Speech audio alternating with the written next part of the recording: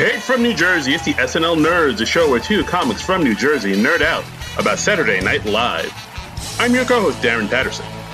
And I'm your co-host, John Trumbull. John, how are you, good sir? Is everything all right in your world? Oh, it's just a thrill a minute. I mean, sometimes I just pinch myself to make sure it's all real. It's in this beautiful utopia that we call life now. Just bright orange skies and just indoor living. Yeah, those wildfires. Those are, God. Thoughts and prayers to anybody out on the West Coast is listening to this right now. That's yeah. I mean, it is. You guys are going through some shit. Yeah, I mean, I've seen like the videos. It is unreal. Have you seen that one video where somebody shot all the skies and how the Bay Area looks with like a drone, and then they put the music to Blade Runner 2049? No. Oh, you haven't seen that? No. Yeah, somebody took like drone shots of the Bay Area, and like they synced it to the musical score from Blade Runner 2049, and dude, it's the same damn thing. It syncs up so well. It's terrifying. I mean, it syncs up perfectly, except for us having the artificial life forms who make life easier for some people. Yeah, that's all. All we need is the artificial life forms, and we're living Ridley Scott's dream. Yes. Oh boy. Yeah, just try to muddle through as best we can. Yeah, just everybody who's out there in the West Coast, you're in our thoughts, and stay safe. And I don't know. Well, I don't. That's all I got to say. That's all I could think of to say right now. Yeah, it's nuts. But the movie we're covering this week, it's about a different sort of existential depression. Yes. Yeah, it's a whole nother type of world of insanity. We're talking about the movie Office Space from February 19th, 1999, written and directed by Mike Judge. And some of you might be saying, well, hey, wait a minute, guys. What does this movie have to do with Saturday Night Live? There's no one in it from Saturday Night Live. It's not produced by Lorne Michaels. Nope. How in holy heck is this a SNL movie? This podcast is based on a lie. Yes.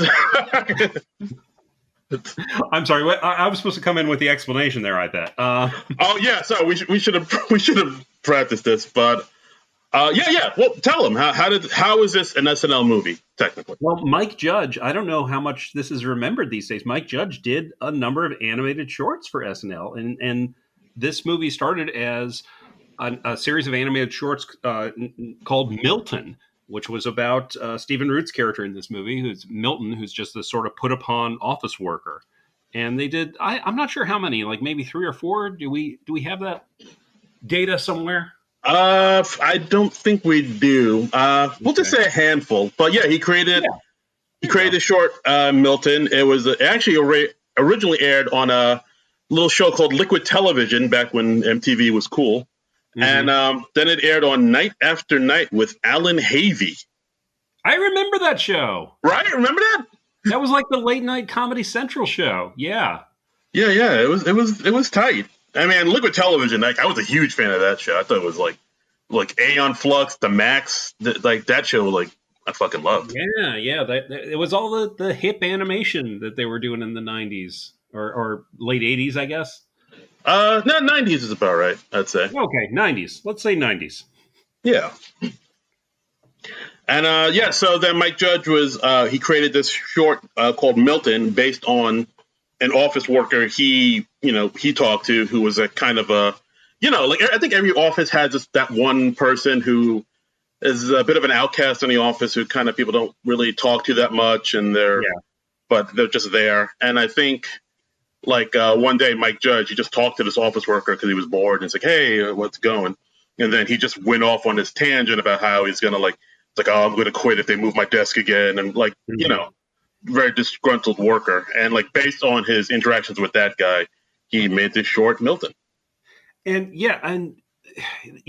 having your desk moved, it's such a unique thing to the corporate culture because it really just it points out how not in control of your own life you are in an office environment. I remember one time at an old job that I had like been off for a few days. I think I'd taken a little vacation time, and when I came back, my desk had been moved into a whole other room, so I had literally no say in this at all. The fuck? And yeah, it was. That was not a good day. Not a Dude, good day. Dude, this is the first time hearing about this, but that's bullshit. Like, what? Yeah. They just moved it. Like, yeah, he'll be fine with it. Yeah, they moved it while I was gone, while I was out of the office. So I had literally no say in it, and it was just like, oh yeah, you're working here now. And, oh God, That is good. So this movie, I mean, this movie probably hit you in a certain special place, like much like it did me. Like I feel like this movie. It does. You said before we started recording, this movie is kind of triggering for you. Well, yeah, because I mean, it's the same. Because this movie, the thing I love about this movie is like there's like a bunch of little things in it that like everybody who's ever worked an office job can relate to. Like, I mean, it first starts off with our main character Peter, played by Ron Livingston from one of my favorite movies, Swingers. Mm-hmm. Like he stuck in traffic, going to work. And that whole like that lane switch where you see one lane clearing up, so you go switch to the other lane, and then suddenly that lane gets all trafficy, and then the lane you were in that starts to clear up and move quicker. So then you go back to that lane, and then that lane glances over to the side to see an old man with a walker outpacing his car. Yeah, that's the thing that just puts it over the top. Yeah, and like by the time he's like gone from lane to lane, like the guy in the walker is like already lapping him and already like down the block, and he's like, God. Yeah. Like little things like that, like the part where he goes into the office and he he's like very hesitant before he touches the doorknob handle because they're getting that little shock of static electricity. Right. Dude, right. That legit happened to me on numerous jobs where that little shock, and it just bums you out every time. It's like I know. It's just a depressing way to start the day. I remember like I've gotten into my share of traffic jams. Like right now to my day job, I've got like it's about a 35, 40 minute commute, which is about the limit of what I want in a commute.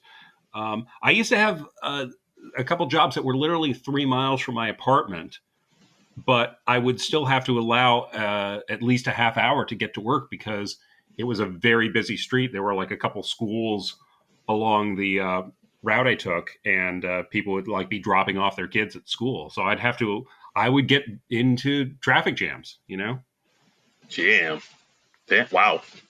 Yeah. It's just that commute to work, man. It's like, it could be a real bummer. So that's where we're introduced to our main character, Peter. We're also introduced to two other characters, Samir, who's like the worker from the Middle East, who's also stuck in traffic. And we also have actor Dave Herman, who does mostly voiceover work stuff now. But back in the day, he was in Mad TV, and he plays Michael Bolton. Yeah. I'm really only familiar with David Herman from this movie. I never really got into Mad TV in a big way, just because it was on against SNL, right? When it was on? Yeah, but it did come on a little earlier. No, it was definitely on Fox. I think it aired maybe like a half hour before SNL, but then it kind of ran concurrent with that SNL, at like around 11:30. But it had a good run. I mean, it was on for at least 10 years, I believe. Yeah, it was on for a while. Like out of all the sort of sketch shows that were trying to give SNL a run for its money, like I would say Mad TV came the closest. Yeah. I mean, it became a viable alternative. And me not watching it much, it's not really any reflection on the show. I'm sure they did some great stuff. I'm just saying I have not seen much of it. But there are some people that I love that have come out of that show. Right. I mean, another person that's in this movie that was on Mad TV, Orlando Jones. Well, we'll get to that later. Yeah, love him. Not monstrously talented guy. Absolutely. Artie Lang Phil was on Lamar, it. Sorry? Phil Lamar, Key and Peele were on there. Yeah, Patton Oswalt wrote for Mad TV, I believe. I feel like I knew that. Oh, wow. Mm-hmm. Yeah. All right. Artie Lang was on it. The great Yeah. Artie Lang. Absolutely. But yeah, so we meet our other characters in the movie. We have, Michael Bolton. He's listening to gangster rap in his car and singing along very loudly, very enthusiastically. And then he like turns down the volume and gets very quiet as soon as a black guy passes his car. He locked his car door. Yes. So, I mean, yeah, right there we're seeing like the anger and the hypocrisy and the. Yeah, it's pretty hilarious. Yeah. Go ahead. Well, no, and I was going to say, then they all go to their job at Initech, which is a nice kind of generic name for a company. Yeah, they don't really get into exactly what Initech does over the course of the movie. We learn kind of what Peter's job is, but we never really learn what the company does. And I think that was a great choice for the movie. It keeps it very generic in there, and that way it's sort of every office. It's very relatable that way. Right. It's also something else I noticed they did where they never say where the movie takes place. Yeah. And it was shot in Austin, but they kept it very vague. So it's just sort of generic middle America. Even the license plates that you see in the opening scene, they didn't have any states on them. Right. Like I think they shot in Austin and Dallas, but they never mention it. They never. Yeah, like they never comment on it, but just you said, so like it can feel like anywhere USA. Yeah. And so we see Peter. He gets into the office. He gets the electrical shock, like you said, and he sits down at his desk and he like looks at his watch, and it's like 9:10, and he's already sick of being there. And oh God, it speaks to me so hard. I've had so many jobs where it's just like, oh God, how do I get through this effing day, man? Yeah, like as soon as you sit down, you're ready to go home. Yeah, exactly. It's like, or you're like, all right, how long can it be till I can go to the bathroom and hide in the bathroom stall for a few minutes and. Yeah. Yes. Yeah. And then almost as soon as Peter sits down, he has his boss, Bill Lumberg, played by the great Gary Cole, come up to him, and he tells him, hey, you didn't put the cover sheet on your TPS report. And we never learned what a TPS report is. And again, it doesn't really matter. It's just a thing he has to do. It's just, more of the probably busy work that he does. And it's a cover sheet. It's not a thing that matters, but they sent out a memo that you have to put the cover sheets on the TPS report. And he's like, yeah, I just forgot. I'm sorry. And they're like, okay, well, we'll send you another copy of that memo, and just make sure you do that from now on, okay? But it's like, no, I already got the memo. It's right here. I forgot to do. I'm sorry about that. I will not forget the memo. I will not forget the cover sheet next time. Yeah. And then as soon as Lumberg walks away, another boss comes by to remind him of the exact same thing. And again, they're not really listening to anything Peter says of like, hey, I just forgot. I'll do it next time. It's an easily correctable mistake. We don't have to send this out for another day. It's fine. And nothing he says is getting through. They just have to say their thing in their little passive-aggressive boss way. And yeah, it's just that now we're using the cover letters. So if you could go ahead and do that, it's just Bill, I got it. It's good. Yeah.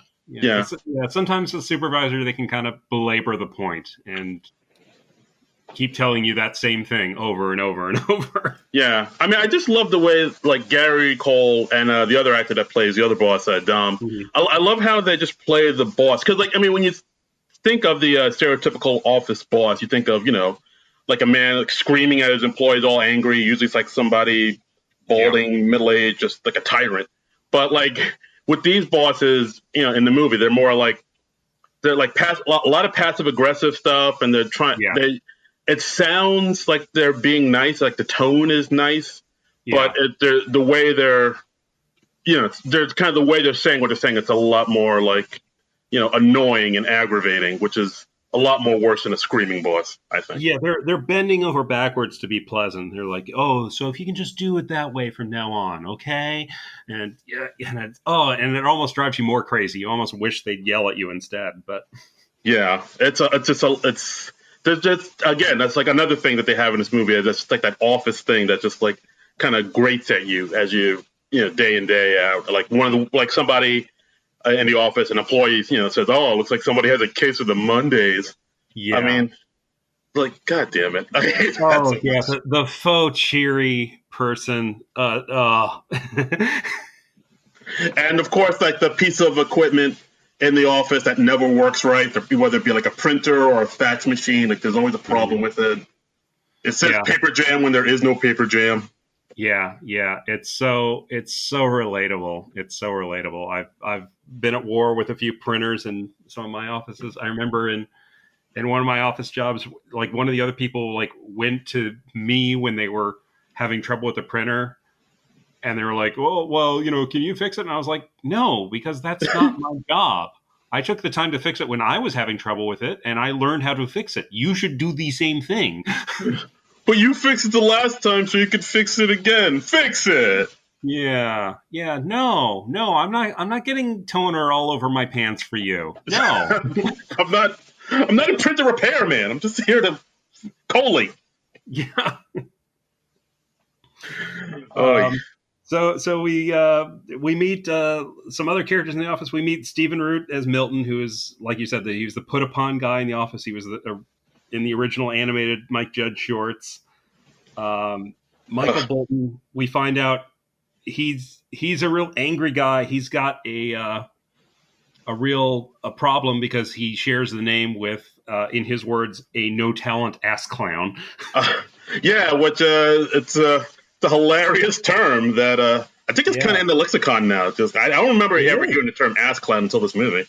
Yeah, like apparently they were originally supposed to call Michael Bolton a no singing asshole, but then they determined, they couldn't do that because it kind of implied that Michael Bolton didn't really sing, which he does. Does he ever? And what's his name? David Herman had heard the term ass clown from an old girlfriend of his, or as he said in the documentary on the disc, my future ex-wife. The girl I was dating at the time, who would become my ex-wife. That I got a laugh out of that. Yeah, that was great. He seems like a cool guy. But he's saying, like, and people say, well, why don't you just go by Mike Bolton? He says, no, why should I change? He's the one who sucks.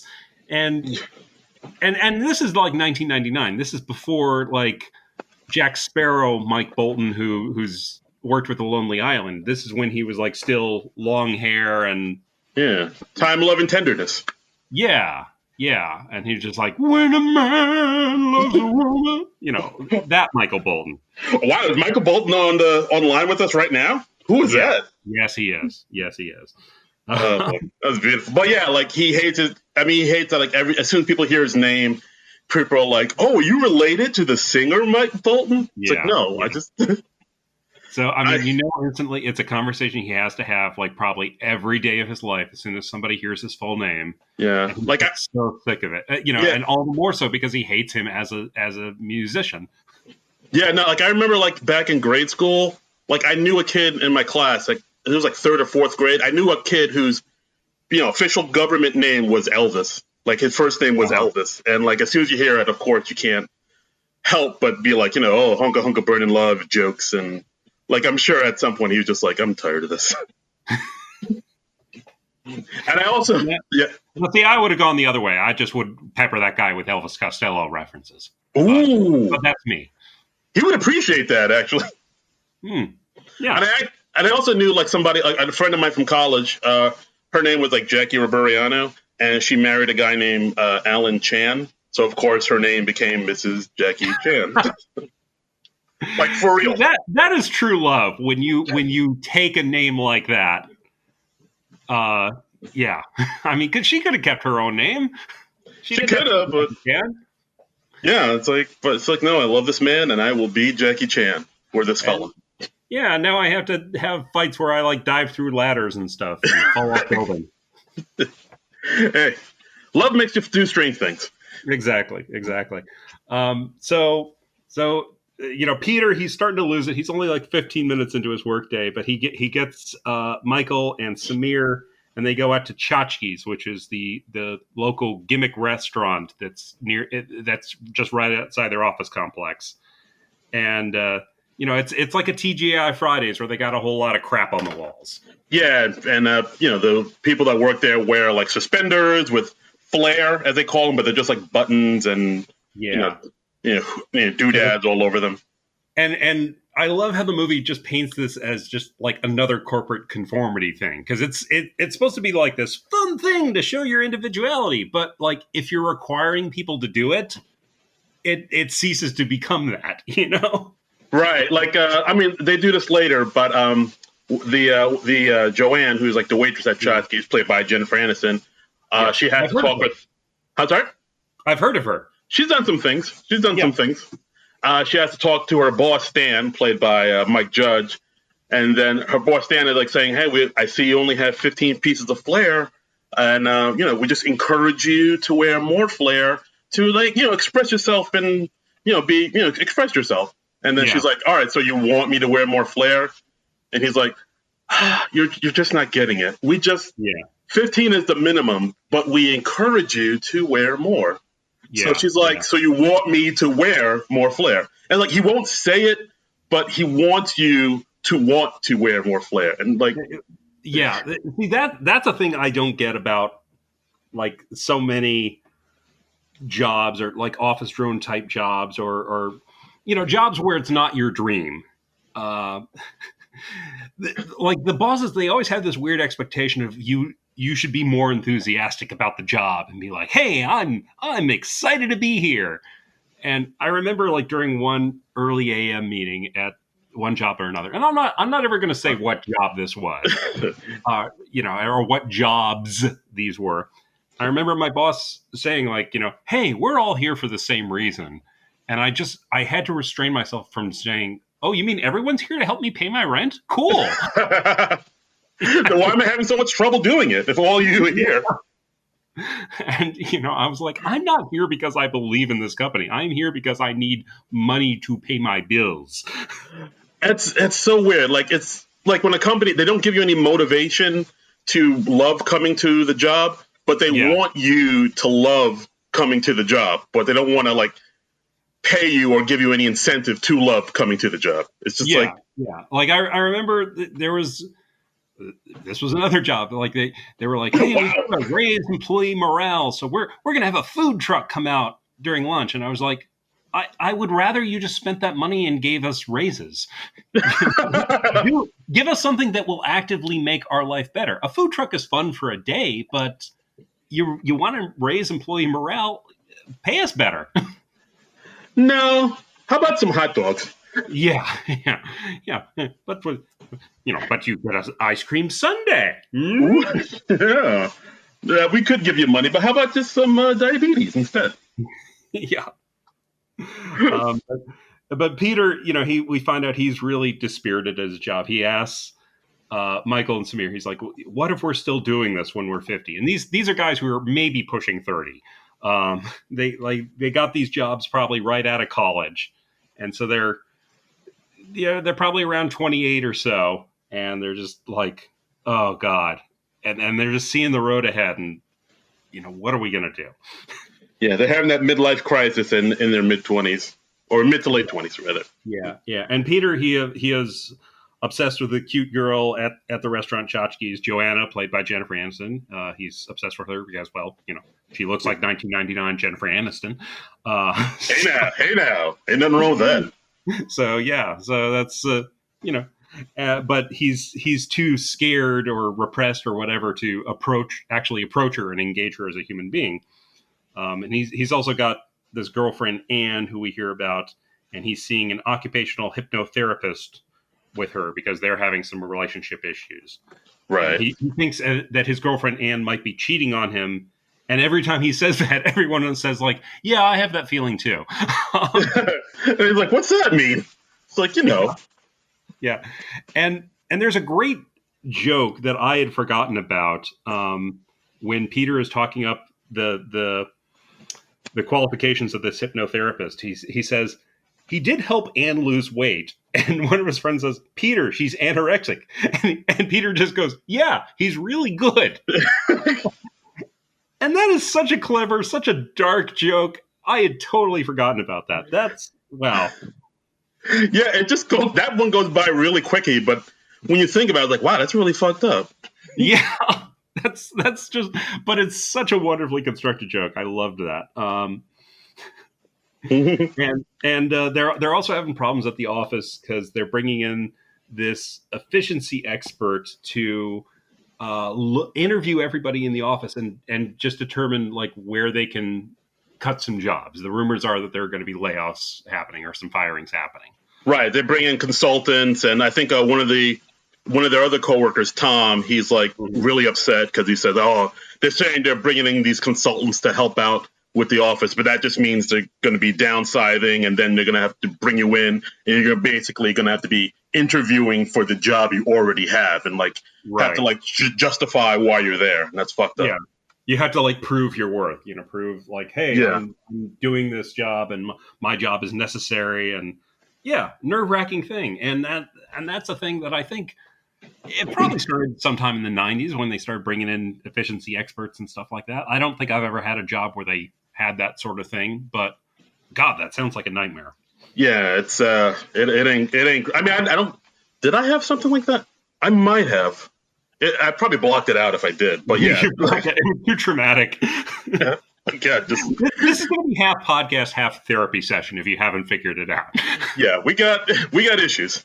we have some issues to work out from the way our jobs have traumatized us. But the coworker Tom, he's got his get rich quick scheme. He wants to do something like the pet rock because he's like, the guy who invented the pet rock. He's a millionaire and he never has to work again. So Tom wants to do what he calls a jump to conclusions map, where you jump. You have a map with different conclusions on it, and you jump to different locations on the map to get to a conclusion. The dumbest idea I've ever heard. Yes. I was like, what? Yeah. Like, you have conclusions that you can jump to. I was like, yeah. I mean, I honestly, something like that wouldn't surprise me if it's like an app now. But like at the time when I saw it, I was like, I was like, come on. Yeah. And Peter, he brings up this old sort of chestnut where he's like, your high school guidance counselor said to you, what would you do if you had $1 million? Like, if you could do anything you wanted to do in the world, and then however you answer that question, that should be your occupation. Like, if you like tinkering with old cars, you should become an auto mechanic. But they point out that's kind of a false question because if anybody could do whatever they wanted, there would be no janitors. There would be nobody would be working the really shit jobs, Yeah, no one would be doing the grunt work. Mm-hmm. But yeah, Trent, and yeah, PC load letter. What the fuck does that mean? Yeah. Hardly anyone. I don't think anyone really dreams about becoming an office drone. But the truth is, you need office drones in a society. I guess. I don't know. I'm not really convinced of this. Am I brainwashed? I don't know. Yeah, those TPS reports ain't gonna collate themselves. I guess not. And we see Peter's apartment. Peter goes home to his apartment, and it's just this shitty little apartment. He's got like nothing on the walls. It's all like this generic IKEA furniture. It's so depressing. It's like one of those like apartment complexes, like I don't know what kind of. It kind of looks like almost like a motel, but not quite. Yeah, it's got that feel to it. I mean, and the walls are so thin that he's struck up this relationship with his neighbor Lawrence, who's this construction worker played by Diedrich Bader, the great Diedrich Bader, I would say. The great Bades. Yeah, I mean, you know him from the Drew Carey Show. He's on American Wife now. He's the voice of Batman too, right? He's a Batman. He was the voice of Batman on Batman Brave and the Bold and a few other projects, and he's wonderful. And he's got a great look in this movie. He's got this wonderful mullet, and he's got this great mustache, and he's got this great accent.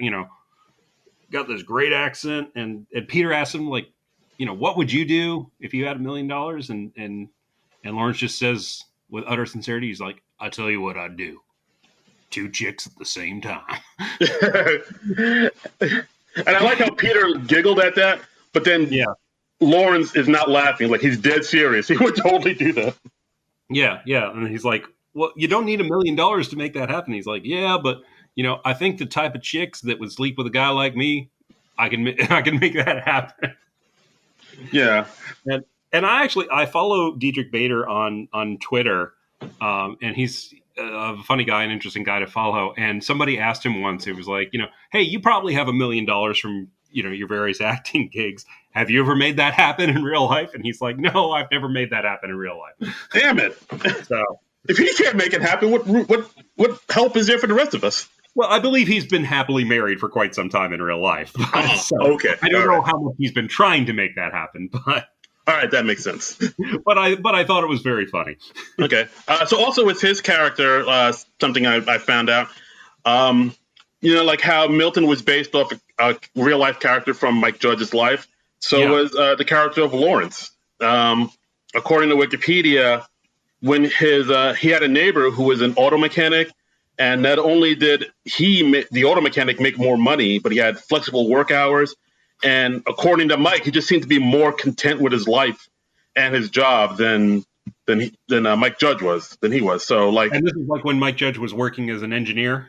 Yes, Mike Judge was an engineer in the Silicon Valley, and his neighbor was doing just blue collar work, and he just seemed way happier with his life.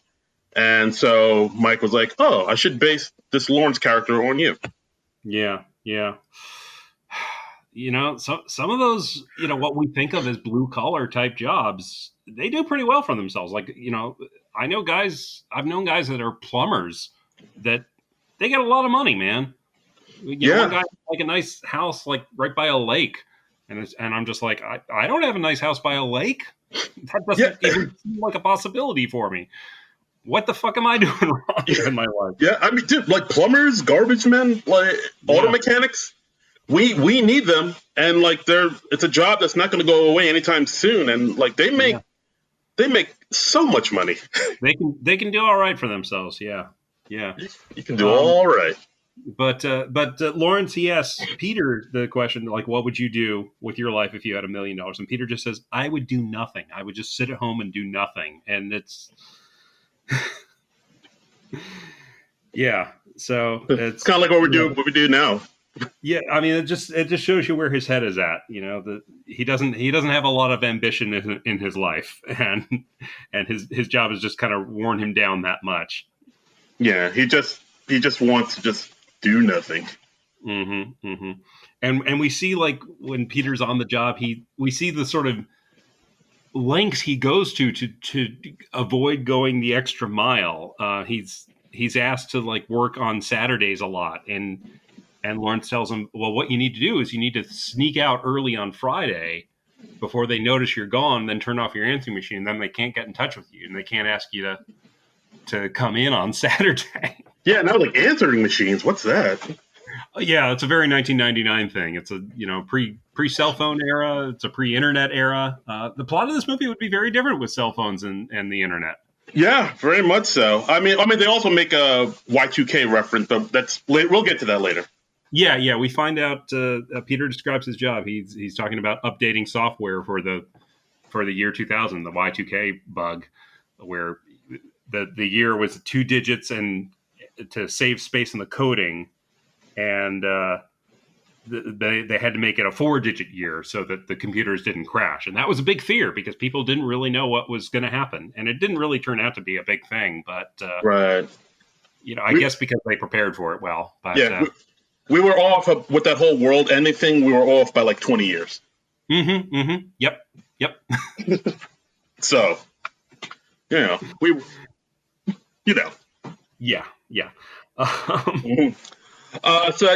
So once Lawrence tells Pete, just avoid your boss on Friday. He won't ask you to come into work on the weekend. And Pete's like, oh, that's a great idea. So then we go to the next day. We see that the consultant came in, and it's Bob Slidell, played by the great John McGinley. John C. McGinley. You know what? I apologize. You show him some goddamn respect and use that middle initial. I'm so John C. McGinley. I apologize to you. I don't want any beef. No beef here, sir. Yeah, he could break us like twigs. Yeah, man works out. Dude is strapping. Yes, he is a strapping young man. But you know John C. McGinley from Scrubs, from Platoon, from Point Break. I mean, he's done a million things that he's been fabulous in all of them. We love you, John C. McGinley. Right. Yeah. So that of course, Bill Lumbergh, played by Gary Cole, introduces Slidell to everybody, saying, yeah, he's gonna help us. Just make sure things run smoothly and everything, and yeah. So while Lumbergh is talking, Pete tries to leave early on Friday. It looks like he almost makes it, but of course, at the last minute, Lumbergh finds him, and Lumbergh's like, "Yeah, I'm going to need you to come in on Saturday. We lost a few people, and we need to play catch up. So if you could do that, that'd be great. And if you could just go ahead and come in on Sunday too." So yeah, this job is just breaking him down, just day by day. Because you need the downtime. You need to recharge your batteries. People need weekends.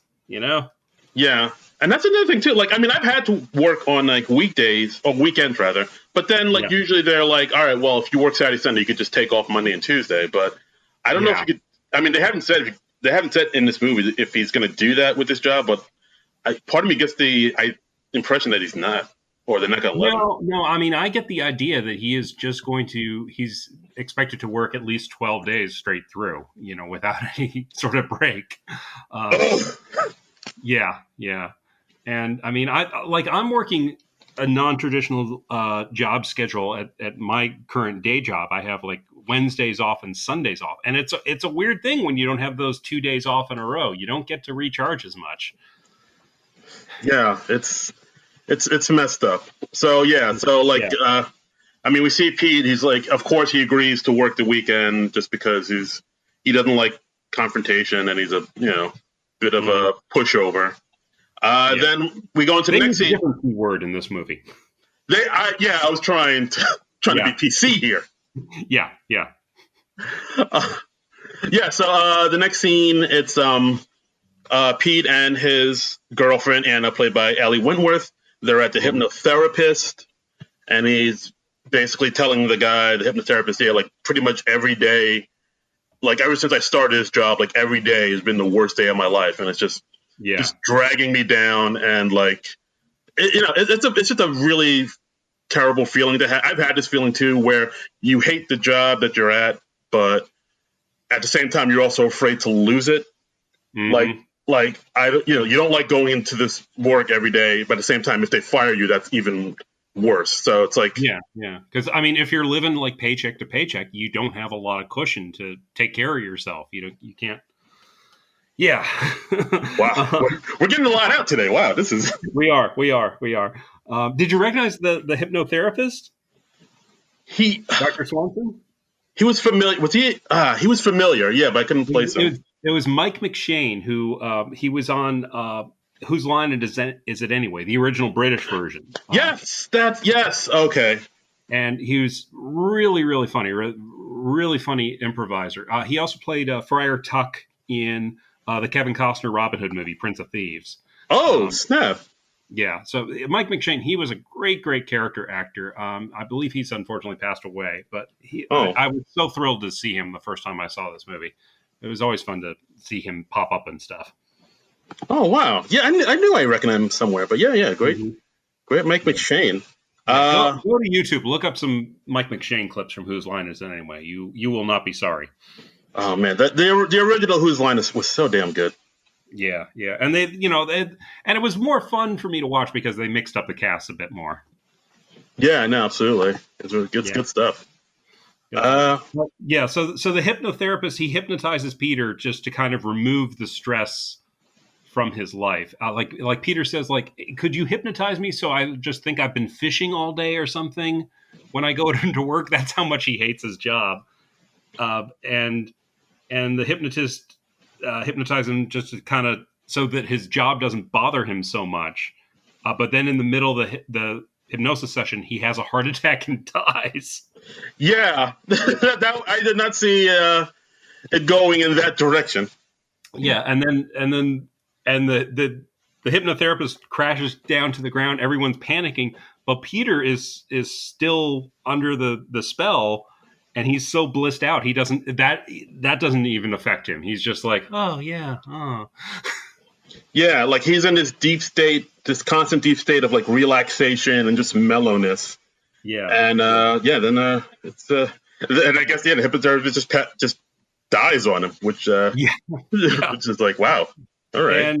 And then we see Peter the next day. He doesn't go into work. It's on the Saturday he's supposed to come in. He just sleeps in, and we see him. He gets 17 answering messages from his boss Lumberg, and they're all of the passive aggressive. Hey, I'm not sure if you were aware you were supposed to come in at 9. It's not a half day or anything.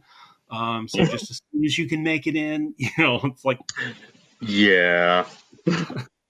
Yeah, like apparently he wakes up and then after that he hears all the messages from his boss, all 17, and then his girlfriend Annie calls him and he's like, "Where are you? It's 3:30 in the afternoon. What are you doing? You should be at work." Yeah, and then she finally gets fed up with him, breaks up with him on the answering machine, and then confirms that she has been cheating on him. Yeah, and he's just like whatever, and just goes back to bed. Like she asks him, like, "How come you didn't go to work?" And he's like, "Yeah, I just didn't feel like it." Yeah. Which is like, I don't know. As somebody who's had office, I can't imagine that kind of state of mind where you're just like, "Yeah, I'm just not going to do this. Yeah, it's not making me happy, so I'm not going to do it." I understand the impulse. I mean, I think most everybody at some point is, even if you generally like your job, you wake up one morning and you're just like, oh, I don't want to go in today. But generally speaking, you get up and you go do the thing because it's what you got to do. But but Peter just does not. He's just had it. He's done. So then we see that he's also, this hypnosis spell has made him get the courage to do the things he wants to do. So he goes out to tchotchkes and he asks out Joanna, the cute waitress, and he's real cool about it. He's just like, "Hey, I'd like to take you out to lunch. I'm going to go next door to Flingers and get a table. If you want to join me, cool. If not, that's okay too." And she's just so intrigued by his upfront attitude that she just decides to join him. Right. I'll take also real quick. I just looked it up. Mike McShane, not dead. Holy shit! I thought the man was dead. I'm looking at Wikipedia right now. It doesn't say anything about him being dead. It just, Okay, apologies to Mike McShane. I could have sworn he was dead. I mean, unless you know something I don't. Now I'm wondering who the hell I thought was dead that was Mike McShane that is not. There's some poor person out there who's dead, and I don't even remember who they are. Just lying in the gutters. You just don't even remember their name. Yep. Okay. Well, apologies to Mike McShane. Thank you for calling me on that. No problem. Just, anybody from the fact checking on the SNL nerds. That's right. We're doing things here. Things are happening. Yeah. But let's see. This movie goes back and forth a lot. I mean, at this point, because at this point, like while he's at the restaurant, he's at Flingers, which is the competing restaurant next door, the competing chain. Which I understand they just shot it in the same restaurant location that they shot tchotchkes in. They just remade it over to look slightly different. But the point is that those types of restaurants are all the same. Yeah, basically. I mean, I think, I believe, what was it? I think Mike Judge said, like, he liked that kind of aesthetic where, because, like, he noticed, like, there, like, a lot of the office parks and, like, the, chain restaurants were, like, a thing. Like, they were, like, kind of popping up all over the place. Just, like, okay. It seemed like, he says, it seems like every city now has these identical office parks with identical adjoining chain restaurants. And, like, he liked that because, like, it seemed like, I guess because something like that would appeal to everybody because it would seem like it could take place anywhere. Yeah. But, so while he's at the restaurant Flingers, then they cut back to the office, Initech, where they have another consultant, Bob Porter, Right. Played by Paul Wilson, who's probably best known from Cheers, I would think. I best know him from It's Gary Shandling's show. Oh, yeah. He was a supporting character in It's Gary Shandling show. Yeah. He was also in the later seasons of Cheers, playing one of the barflies named Paul, and he was like almost a regular by the last season of the show. Yeah, pretty much. Yeah. Absolutely. But another great character actor who like he comes on, you just see him and stuff. He just kills it every time, man. Right. Yeah, and the Bobs are very funny together.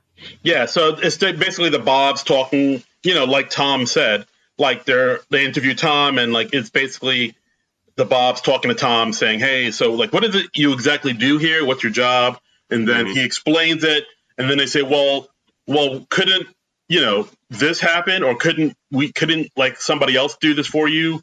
And then he is basically like Tom said, like him explaining his job and like basically, kind of fighting for like, his place at this office. And Tom gets so flustered. He's like, can't you understand? I have fucking people skills. What the hell is wrong? Yeah. He's like, that's why I deal with customers, because I have people skills. Oh, it's so sad, but hilarious. And we also see Michael Bolton's interview with the Bobs. And it turns out that John C. McGinley's Bob is like this huge Michael Bolton fan, and he's like, well, you must love Michael Bolton, and you must love him all the more because you share a name with him. And it's like that. Why would that? That's that like. As soon as when I heard that, like that makes no sense. What does that mean? Well, I mean, they cannot conceive of anyone not loving the musician Michael Bolton. I mean, John C. McGinley just says, I celebrate his entire catalog. I celebrate his entire. Yeah. And in one of the oral histories of Office Space, there are a lot of them out there because, like, the movie celebrated its 20th anniversary last year. John C. McGinley says in the oral history on The Ringer, I have never listened to Michael Bolton for no reason. I have no skin in the game. I don't have any feelings. For all I know, he's the greatest guy in the planet. Wow, he sold it. And they actually got a quote from the real Michael Bolton. He says, it's a funny film. I signed a lot of the DVDs for fans. I'm glad I'm secure enough in writing, producing, and Grammys that's one of the things people want to do. I signed them the real Michael Bolton. So, nice. That's kind of cool. It's, like, I'm sure he reached a point. I'm sure this bugged him at first, but I'm sure he reached a point where it's like, okay, I have to go along with the joke. Otherwise I'm an asshole, Yeah. I mean, it's not like it's insulting or in any way. Yeah. I mean, maybe it is a little, but like he gets the joke. He sees the humor in it. So he's like, oh, all right, I can roll with it. It's a funny film, and I think we should respect that because as we all know, Michael Bolton is a major cinephile. Yeah, absolutely. Yeah. Talk about Jack Sparrow. Yeah. I mean, it's it's no Aaron Brockovich, but yeah. Wow, that's a deep cut. Yeah. All right. So while this is happening, then we go back to Flingers, where Joanna meets up with Pete, and Pete basically kind of tells her what he does for a living. He updates bank software for the 2000 Switch, like you said before, because they wrote all this bank software to save space. They use 2 digits instead of 4. So like 1998 just becomes 98. So, he has to like update that, but he doesn't like his job and he decides now he's not going to quit. He's just not going to go in. Yeah. He's just not going to go anymore. He's just going to stop showing up. Which, I mean, yeah, that's the dream. That's an interesting tactic. I'm like, yeah.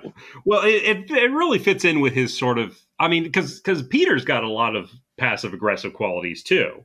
He does. Like we see it in Lumbergh, but we also see it in Peter because Peter, he's kind of a weasel, and he doesn't want to confront people.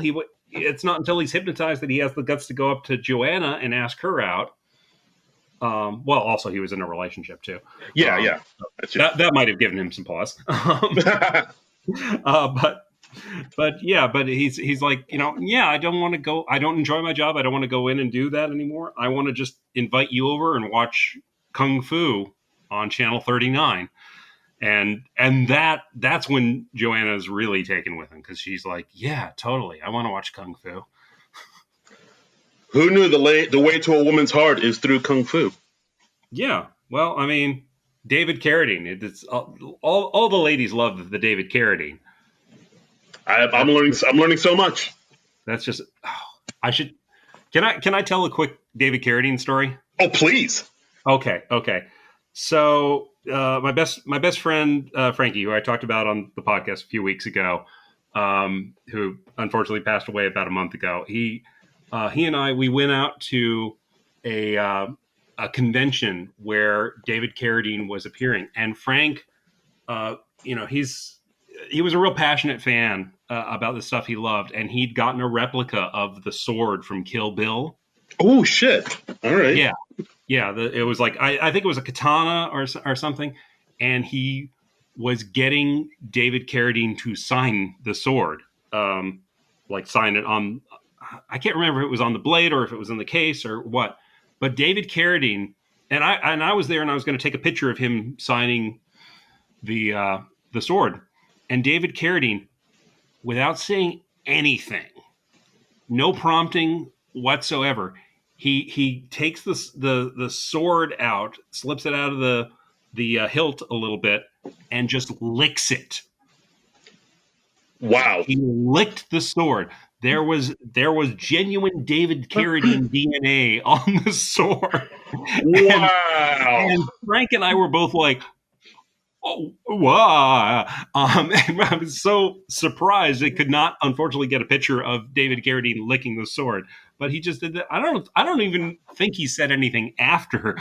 But we were both like, oh, okay, that is a thing that you just did, David Carradine. What else is there to say after? Yeah. So for years afterwards, Frank had this sword hanging on the wall in his apartment with some genuine David Carradine spittle on it. Maybe we could have found a way to clone a David Carradine from this. We don't know. We still can. I mean, it's not too late. I mean, we don't know. Yeah.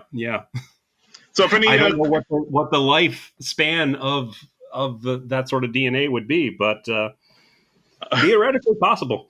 If there's any cloning people who are listening to the podcast now, please call in and let us know if we can make that happen. If John Hammond from Jurassic Park is listening to this, let's have a Jurassic Park, but with just David Carradines running around. Life finds a way. It does. And scientists, don't even stop to consider whether you should. Just be preoccupied about whether you could. Exactly. Just do it. I think that's good advice that will not backfire in any way whatsoever. Do you not want to live in a world full of David Carradine clones? Or yeah. What? I mean, come on. Wouldn't you go to an amusement park filled with David Carradines? Yeah, damn straight I would. Damn Skippy. Yeah. Mm-hmm. Okay. So that is my David Carradine story. Carradine land. Yes. Wow. Now I kind of want to buy a sword just so I could lick it in front of people. Yeah, that is exactly what you should do. That was my takeaway. Yeah. So we come back to the office again. Lumberg is moving Milton's desk, and he's like piling more and more stuff into his cubicle. It just shows like how low Milton is on the totem pole here in the office. Right, and I think at some point, like, Lumberg actually just takes his red stapler, the swing line stapler, which is like Milton's like prized possession. Yeah. Which is like one of the famous things from the movie. It's become this iconic thing from the movie. And the ironic thing is it didn't even really exist before this movie. There is a brand called Swingline that makes staplers, but they did not have a red stapler.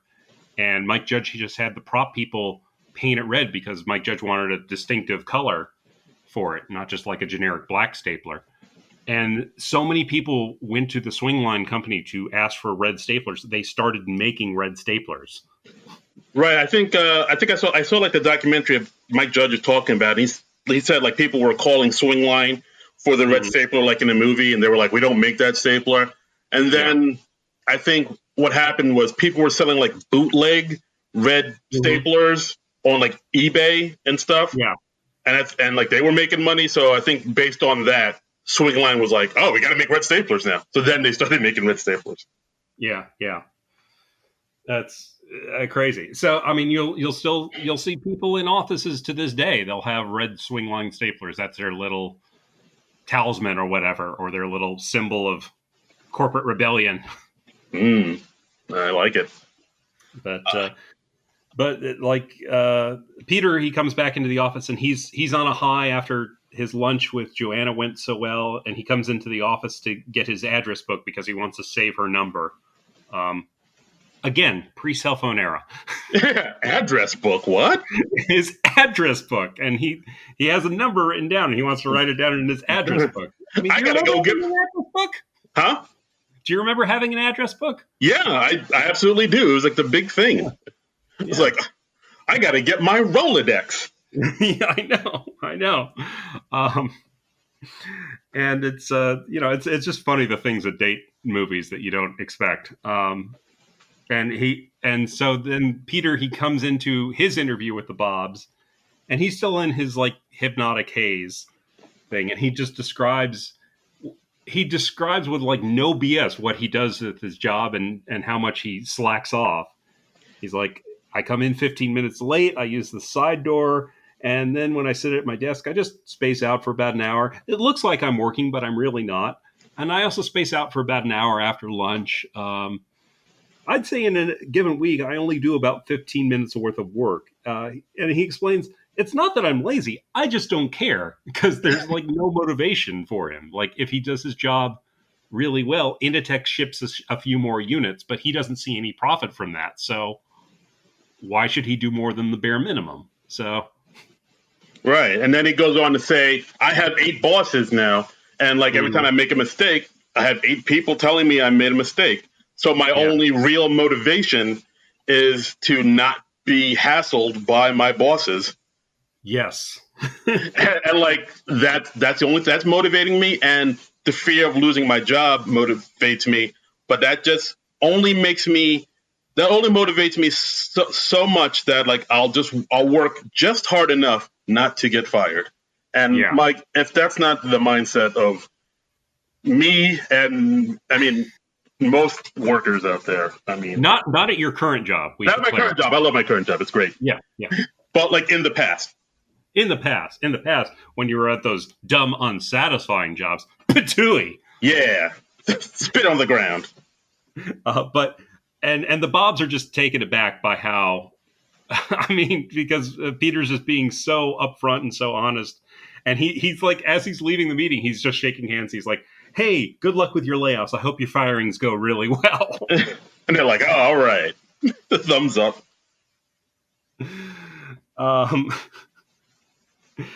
And the Bobs, like, they also discover in the course of their interviews, they discovered that there was a glitch in the system, and that Milton was actually laid off from the company 5 years before, but he was still getting paid through this glitch in the system. And they're like, well, don't worry, we fixed the glitch, and the rest will just take care of itself. And again, everyone is so passive aggressive. No one actually wants to fire Milton to his face. Ugh. Or say you actually were fired laid off 5 years ago. I mean, they expect him to just sort of gradually discover on his own that he doesn't have a job. It'll work itself out. They're like, oh no, we fixed the glitch. I mean, the rest is because it's just that corporate mentality. Nobody wants to take responsibility for anything, even for something necessary like firing this guy.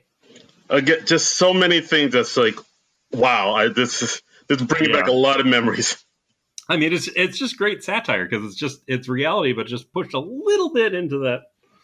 Oh boy, yeah, just flashbacks. A lot of flashbacks happening here. For me. Yeah. And but the Bobs are also saying to Lumbergh, that Peter Gibbons, he's got upper management written all over him, which is it's so not what you expect. Yeah, because like Peter just tells it like it is now. He came into the office wearing like sandals and like an unbuttoned shirt, and I think at one point Lumbergh wanted to talk to him about not coming in on Saturday, but Peter just kind of just literally just like goes right around him and just walks right past him. Yeah, like he's not even there. Yeah, it's this great musical montage set to the song "Damn It Feels Good to Be a Gangster." I didn't look up who did the song. Do you know who did the song offhand? That would be the Ghetto Boys. I have noticed, like, throughout this movie, there's a lot of Ghetto Boys and Scarface. Like when David Herman's character, Michael Bolton, he's rapping in his car. He's rapping along to Scarface, and I mean, that makes sense because like the Ghetto Boys, the Scarface, they're all from Texas as well. Oh, okay, that's interesting. That's a neat connection there. I just knew it was like gangster rap. So yeah, but Peter, he like comes in, he parks in Lumbergh's spot. So Lumbergh's Porsche gets towed and the bumpers ripped off. Yeah. He steals a drill to take down the wall of his cubicle and just pushes it so it falls right on the floor. So now he has a view out the window. I mean, I get it. I get it. And like one of the things I read was they actually they had to get specially made cubicle walls because they wanted them higher than they are normally. Normally they're like 4 feet high. So you have like a bit of privacy if you're sitting down, but they wanted them like 6 feet high. So everyone's really isolated. Oh, I didn't know that. Wow. I didn't even notice that. Oh. Yeah. So, but yeah, so it's like this new Zen Peter who's just kind of playing by his own rules, and I mean the consultants like him, but he gradually annoys Bill Lumbergh more and more. But Pete just doesn't care. Yeah, and Lumbergh, because the Bobs like him so much, there's really nothing Lumbergh can do. And we also see during this montage that his Peter's relationship with Joanna is going well. We see them like sitting at Peter's home together, watching Kung Fu. They go fishing during the day, and Peter comes in and he guts the fish at his desk in the office. Yeah, that's just inconsiderate. It's just like, and just throws the fish guts all over the TPS reports. I get it, but it's just like, oh, everybody in the office has to smell fish now. Yeah. You thought it was bad when somebody like cooked fish in the microwave. No, this is gutting a fish. Oh, PU. Yeah. Or even when they burn popcorn and set off the fire alarm and then the fire department comes. That's happened at one of my old jobs. Wow.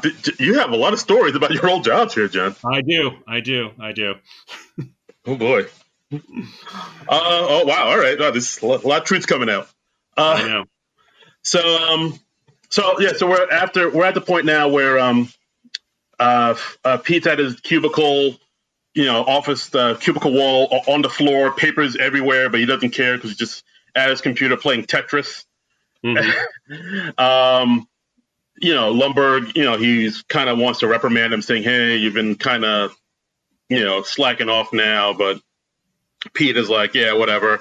I actually have to go. I have a meeting with the Bobs." And Lumbergh's like, "I didn't know anything about any meeting." He's like, "Yeah, they called me at home." Yeah. So, I mean, like, Peter's star is rising despite everything he is doing that by all rights should get him fired. Failing upwards. Yeah, absolutely. I mean, it's the Peter principle in action. You're promoted to your position of incompetence. Maybe that's why they called him Peter. I never thought of that. Oh. Holy shit. That's got to be why he's called Peter, right? Maybe. I never thought about it until just now. Dude, I think Yeah, I just made that connection. I mean, I've been watching this movie for probably like going on 20 years, and I've never made that connection before. Wow, mind blown. It's the Peter principle in action. Holy crap. Okay, we're learning stuff. Holy moly.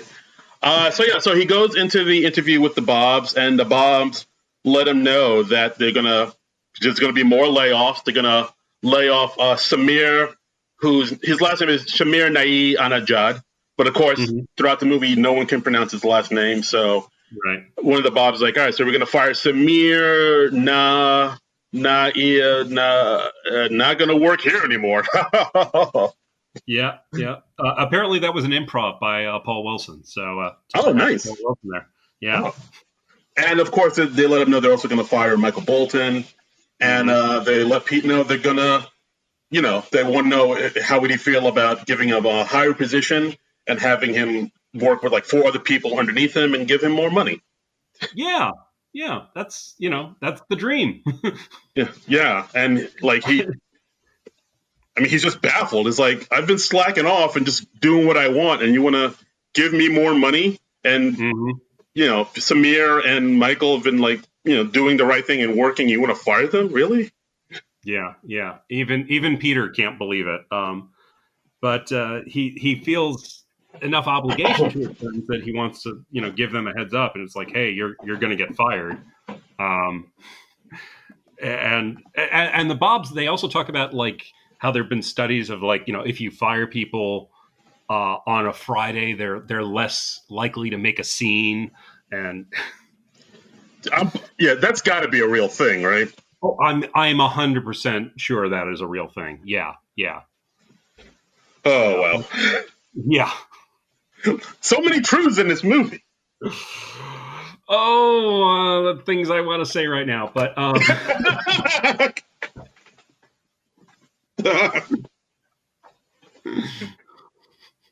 okay, all right. Guys, if you want to hear what John has to say, contact him directly. He'll spill the beans. Yeah, there you go. So Peter brings Michael over and lets him know what's happening, and they start hatching this plan because like Michael Bolton, he's one of those people who's like, hey, if they don't start treating me right, they're gonna find out how dangerous I can be. And Michael talks about how he's been talking for most of the movie about how he could create a program that would like take the company for thousands of dollars. And we find out that the plan is to in like bank transactions, when they calculate the percentage of interest, that a lot of times there's a fraction of a cent left over, and normally the computer just rounds it off. But they will do a thing that they'll siphon out those fractions of a cent and put them into a different bank account. So it's like the thing that they did in Superman 3. As soon as he said that, I was like, John Trumbull probably really liked that line. I did enjoy that line because that is the plot of Superman 3. That is what Robert Vaughn as Ross Webster hires Richard Pryor's Gus Gorman to do. Wow. That is literally the plan of Superman 3. I knew you'd know that. Yeah. Well, of course. I mean, how do I not? It came out when I was 10. Okay. Wow. But yeah. So then, like everything I know about corporate shenanigans basically comes from Superman 3. Fair enough. Yeah. Corporate shenanigans. Fair enough. Yeah. So that's the plan. Like, Pete basically tells Michael Bolton he's going to get fired, and then like he kind of talks him up, saying maybe we should do this plan of yours with installing a computer virus and diverting fractions of the pennies into this bank account because I mean, because like you've given your life, all your mid-20s to this company, and then just toss you out like whatever. That's not 5 years of your mid-20s are gone forever. Right. Like people weren't meant to just be in cubicles and stare at computer screens all day and worry about TPS reports. That's bullshit. Yeah. So Michael's on board. On board, and then they talk Samir into joining their plan. They rationalize it as this isn't that bad. Even if we get caught, we're just going to get sent to a minimum security prison for a couple months, where you even get conjugal visits. That would be nice. And Samir seems to think that like they will ship women in or something to provide the conjugal visits. I don't think he quite gets that you have to be in a relationship to get a conjugal visit. Yeah, like they don't provide the women. Yeah. It's PYOW. Yes, exactly. But yeah, they let him know about the plan. I mean, they let him know there's a minimal chance they'll get caught because everybody's so worried about the Y2K and checking for that something like a few pennies going missing over the course of time will just go unnoticed. And their expectation is it's just going to build up, and they'll earn like thousands of dollars over the course of a couple years, because it's just such a minimal amount of siphoning off the top. Yeah, I mean they don't say it's embezzling but it seems like it's totally embezzling, right? It's totally embezzling. I mean, Okay. yeah. I mean, it's like later on, there's a scene where Peter is in the car with Joanna, and she's like, "And how is this not stealing? The money's not yours." And he's like, "No, well, it becomes ours." He's rationalizing this every which way, but yeah, he's stealing. Yeah, it's like like the take a penny, leave a penny at 7-Eleven. It's like that. I'm Right, like, right. You take it from the sick kids, and he's like, "No, no, not the cancer kids. The little tray, not the jar. The jar would be wrong. The tray." yeah.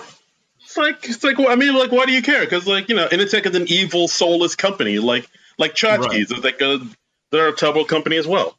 Yeah, yeah. So I mean, he's just totally justified this in his own mind. Um, and then at this point in the movie, they find out about their coworker Tom, now their ex coworker Tom, because he was laid off from the company or fired. I'm not sure which. I think it was like fired. Yeah. Okay. So, and he was so despondent over this because he'd been working for the company for 30 years. He attempts suicide. He starts the car in the garage so he can inhale the fumes. And but then his wife opens the door to the garage, and he sees his wife, and he decides he wants to live again. And so he opens the garage door and he backs out of his driveway, and then he is immediately hit by a drunk driver. Yeah, that. Wow. You see a truck just slam right into the side of his car, just T-bones him, and yeah, that's wow. yeah, I mean this movie gets dark in some places, man. You don't say. Yeah. But and it turns out because of that, he's getting a huge settlement, like 7 figures. So Yeah. oddly enough, this is like the best thing that's ever happened to him. Yes. So yeah, we see him. We see him a little later in the movie, and we see how Tom is doing. But like Peter and Michael and Samir, they've decided they're going to take the company for all this money, and they decide, since it's like their last day at Initech, they're going to steal the printer that has given them so much grief over the years and just take it out to a field and smash it up. Oh yeah, and that's when we get that iconic. I guess iconic now is a scene where like you said, Samir and Michael they've been let go. They had a security escort them out, and then I think Samir's like, "Can you believe they had security escort us out? Like we're going to steal something?" And then that's when Pete's like, "Yeah, I stole something." And like it's the printer that's been giving him so much trouble, and it's like this kind of like Goodfellas gangster beatdown where they're like smashing this fax machine printer with a baseball bat, like Hood style, while Ghetto Boys plays in the background. Yeah, and you're literally seeing them like smash the printer in slow motion while like the lyrics are going, "Die, motherfucker, die, motherfucker." And it's so rewarding to see something like that. It's just like, yeah, I mean, it's like, because I think anyone who's worked in an office and like, there's nothing more frustrating than when a machine is not working for you. Last week on the podcast, I couldn't get my mic to work for technical reasons, and we were working on it for I think an hour before I finally gave up and just drove to the studio. Yeah. But then after that, Trumbull took his laptop to an empty field and smashed it with a baseball bat. As you do. Yes. Nah, motherfucker.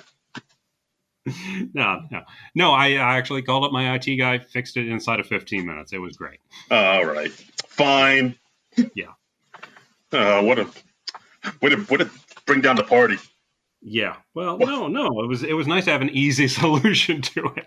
But still, you didn't get to smash anything. Come on, dude. No, I didn't. But laptops, they can get expensive. So I thought you were cool.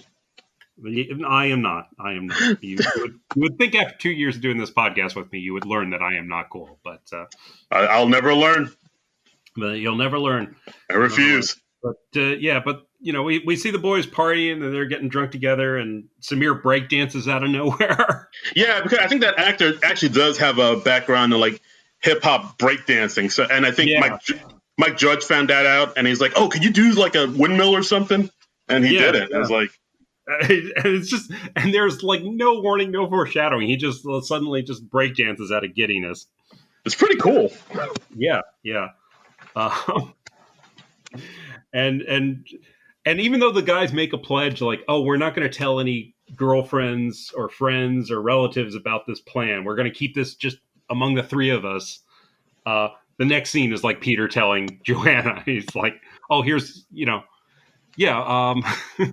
here's what we're doing. Yeah. And he's just justifying it in his mind that, the corporations are evil, so therefore it's okay to steal from them. And he just says to her, the Nazis had pieces of flair that they made the Jews wear. I love how that came out of nowhere, that line. It's just, again, it's such a wonderfully dark line because it's a freaking Holocaust joke in the middle of this movie. Yeah, and Joanna's like, what'd you say? And he's like, you know what, never mind, forget it. Yeah, and I don't think there are even any. Well, I guess Lumbergh is Jewish. I was about to say I don't think there are any Jewish characters in the movie. So yeah, it just I don't know who wrote that line, but bravo. It's got to be Mike Judge because it was directed by Mike Judge. So right, that's 100% Mike Judge. I stand corrected. That is wow. I mean, that line. I don't know if that line gets the kudos that it deserves. That line deserves all the love. Yeah. And so Peter and Joanna, they go out to Tom's party because he's retired because of the settlement that he got for being hit by the drunk driver. And Tom's like in a wheelchair with in a neck brace with one of those like frames, so he can't move his. I mean, he's basically in like a full body cast, Right. Yeah, he's all messed up. He's messed up from the neck up and everywhere. Yeah. He's in a wheelchair, but he's happy. He's like elated that this happened. He's happier than he's ever been in his life because he's just like, I can now finally pursue my dream. And he's made a prototype of his jump to conclusions mat. Oh boy. and they're like, yeah, that's exactly how you described it, Tom. And it's just the saddest looking thing, but he's so happy because he's pursuing his dream. Yeah, and he talks to Pete saying, hey, I know you hate the job and it's getting you down, but look at me. I hated the job and I stuck with it for 30 years and look at me now. I'm making all this money. Like, if you hang in there, good things will happen to you. I know. Again, so wonderfully dark. Jesus. And meanwhile, at the party, Samir and Michael are talking to Tom's lawyer, who's I have to think that this actor was cast because he looked like Johnny Cochran, right? Yeah, I wouldn't put it past him. Yeah, I mean, because it's 1999, Johnny Cochran jokes were still a thing. Yeah, they were still hot. Yeah, and he's just got the whole Johnny Cochran look going on. He doesn't dress in the snazzy suits. He doesn't do like rhyming things, but he just looks very much like Johnny Cochran. Yeah, Cochran-esque. And then of course the lawyer is like, oh no, a minimum security white collar prison. It's no joke. It's pretty serious. So they start to get nervous about the plan too. Yeah. They're like, oh, shit, there might actually be consequences for this thing that we do if we get caught. Oh. Yikes. Maybe we didn't think this through. Who knew? Yeah. And then Peter hears from one of his other coworkers, Drew. He's like, hey, that's that cute girl from Tchotchkes. Who's she here with? And Peter's like, she's with me. And Drew's just like, well, hey, wear a rubber, dude. She's been around. Jesus Christ. I was like, whoa. Yeah, so apparently Joanna has a bit of a reputation, and he finds out, and he's like, oh, well, who's she been with? And Drew says, oh, well, she fucked Lumbergh. Lumbergh. And that just shatters Peter's world because, I mean, Lumbergh is all that is evil. He's the Nazi who makes the Jews wear pieces of flair. Wow. Yeah. And, it's just, that's just a part that happens in the male lizard brain where, you find out that the person you're with had a history before you, and that can fuck you up sometimes, It's like, what? You're not pure? I can't have this. You didn't only do those things with me. You had a life before me. No, that's not right. Jezebel.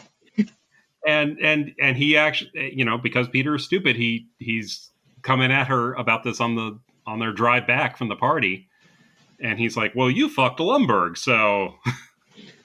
Yeah. And I love that they have Joanna actually like come back at Peter and like call him out on this bullshit and just be like, what, I'm a bad person because I slept with somebody, but you're stealing from this company and you're better than me? No.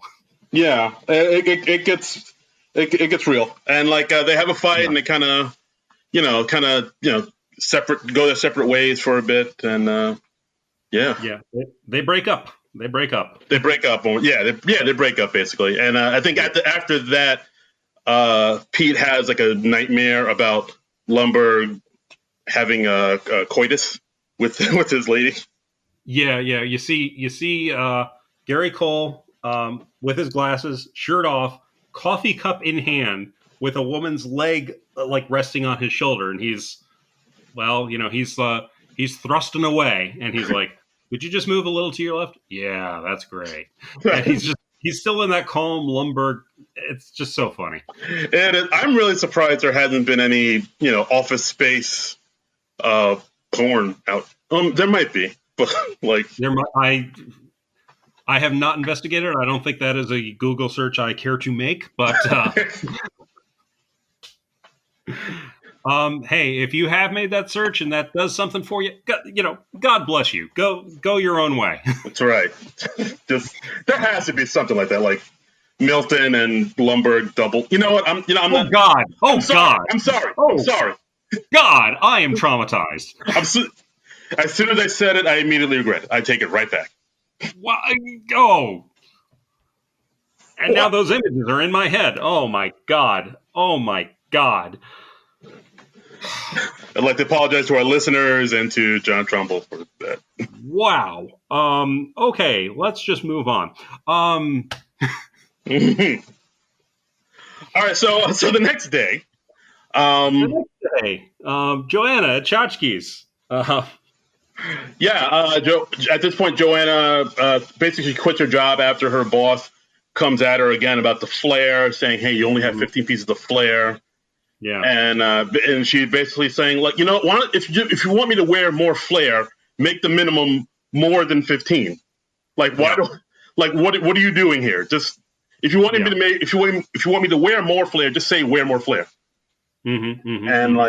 She gets upset, gives her boss the finger, gives a few other people the finger, and just storms out. I'm expressing myself. This is me expressing myself. And I mean, it's just the way you always want to quit a job that you hate. You want to make a big scene. You want to have a big blowout and have that catharsis.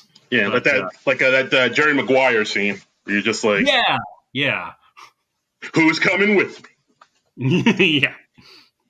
Fuck you, fuck you, fuck you, fuck you. You're cool. Fuck you, fuck you, fuck you. Oh, Half Baked. That's another good one too. Yeah. Is that what that's from? Okay. I don't think I've ever seen all of Half Baked. It's a movie. It's a movie. It's all right. It's all right. It's a movie we could watch because Jim Brewer's in it. Oh yeah, that's right. Huh? Yeah, it could qualify. I don't know. If you wanted to do Half Baked, let us know. Yeah. So Joanna quits her job at Tchotchkes, and then we see Peter checking the bank account. I don't know if it's his personal bank account or if it's a special bank account that they set up for all the money. I guess it's a special bank account because they wouldn't be that dumb, right? I hope not. Okay. But he checks it, and he's expecting just to see like the little bit of money that's trickled in. But no, there is over $305,000 in it. And he's like, "Oh shit!" And he's like, "Oh, someone's going to notice this." You don't say. And then we find out that it was Michael's screw up because Michael's a programmer, and he's like, "Oh, I forgot a decimal point somewhere. Oh, it's always some mundane thing like that screws me up. Oh." And then, of course, everybody's freaking out. It's like, oh, it's not mundane. Like, they're going to notice this. And so, like, then they try to figure out how to get the money back without it coming back to them. Mm-hmm. I think Michael says, oh, we could launder it. And then, like, oh, it's a good idea. How do you do that? And he's like, yeah, I don't know. I thought maybe one of you might know what laundering is. Yeah, and they have no idea how money laundering works. So they're at the point of they're looking it up in the dictionary. Yeah, and he's like, oh, do we know any coke dealers? And I think Mike says, well, my cousin's a coke head. Yeah, maybe he knows somebody. And while they're trying to figure out how to launder money, that's when there's a knock at the door, and it turns out to be Orlando Jones, whose character is trying to sell. He says he's like a former crackhead, and he's trying to sell. He's selling magazines door to door now. Right, yeah, to make ends meet. And he's got this very rehearsed spiel, and he just delivers very fast. He's like, "Hello, sir or madam. I'm a crackhead. I'm trying to get my life together. I'm selling these magazines." And they hear that he's a crackhead. They're like, "Well, maybe he knows somebody. He can help us with this money laundering thing." And then so they bring him in, saying, "Hey, do you know any drug dealers? Do you know how this goes down?" And then he breaks character. It's like, "Yeah, I'm not a crackhead. That's just what I say to sell magazines. I'm actually a unemployed software engineer. I don't know anything about that." Yeah, and then they realize, like, "Oh, you worked at this rival company. You probably know a lot of the same people we do. You're not going to tell anybody about all this stuff we just told you, right?" And then it just cuts to after Orlando Jones has left, and Peter just says, "What am I going to do with 46 subscriptions to Vibe?" As someone who was regularly reading Vibe at the time, I love that joke. Is Vibe magazine still a thing? I don't believe so, but it was a big deal for a while. It was like basically like a black people's Rolling Stone. But like I mean, like most magazines, I think it just kind of went away, unfortunately. Yeah. Is that magazine still going? Yeah, no, probably not, John. What's a magazine? What's a mag? It's like a website, but on paper. Huh. Yeah. Vibe magazine print final issue 2014. So yeah. Oh, okay. Well, they hung in there for quite a while then. Yeah, they did all right. They did all right. Yeah. All right. Well, hey, So the guys, they're like, "Hey, we're not going to go to a minimum security prison. With all this money we stole, we're going to go to a federal pound me in the ass prison." That's prison jail. They're evergreen. Yeah. It's always I'm gonna get assaulted in prison. Yeah, but Peter decides, he's got to face the music. So he goes up to Joanna. He reconciles with her. He decides he's going to confess and he's going to give the money back. And he says to her, like, I don't like my job, but I think if I was with you, I could like my life. Aww. And Joanna says, I think probably the closest to a moral that this movie has, where she just tells Peter, she's like, Peter, most people don't like their jobs, but you go out there and you find something that makes you happy. And Peter has realized or decided that being with Joanna is something that could make him happy. Yeah, that's sweet. Oh, and also at this point, we see Joanna has a new job at Flingers, the restaurant that they met at. That was like literally next door. Yes, right. Yeah, pretty much. Although in one of the credits, alternate scene thing, she says she's working at Hooters. So who knows? I don't know what to believe anymore. That's where the real money is. Well, you get the nice tips, I guess. I said tips. Oh, easy. I said tips. Easy there, you randy dog. So Pete and Joanna reconcile, and then we see Pete. He has the money. He puts in an envelope. I think it's like in traveler's checks or something like that. Or something. I'm not sure. Yeah, but he has like a letter confessing what he did, and he like slips it under Lumberg's door after hours. Yeah, and so he's like, "All right, it's all on me. I'm gonna, I'll face the music." So the next day happens. He actually packs a bag because he knows he's gonna go away for a while. He meets up with Lawrence again, and Lawrence is like, "Yeah, I'm probably gonna go away for a while. So nice meeting you." And of course, Lawrence's parting words is, "Watch out for your cornhole, bud." You know what? I take back what I said about Jennifer Aniston and Joanna talking about how, you find something you like in life. That's the real moral of the movie. Watch out for your normal. I'm gonna crochet it onto a pillow right after this podcast. Yeah, it's going to be like a nice inspirational thing. We should say that at the end of every episode now, I think. Now that I hear it. Yes. Until next time, watch out for your corn. But Peter goes out to, kind of face the music, and he finds that Intertech is on fire. Because well, I mean, we probably should have mentioned this, is that all throughout the movie, Milton, he kind of mutters to himself, like, instead of talking, standing up for himself, like when people kind of walk over them, he always says, I don't have to take this. I could light the building on fire. I'm going to light the building on fire. And so he's like, so as the movie goes on, we see that his desk gets pushed back to the back wall. They put him into storage at one point, and then Lumbergh says like, "Oh, hey, while you're down here, could you take care of this cockroach problem? Just like bring some bug spray." And then he leaves and turns out the lights on Milton. It's just.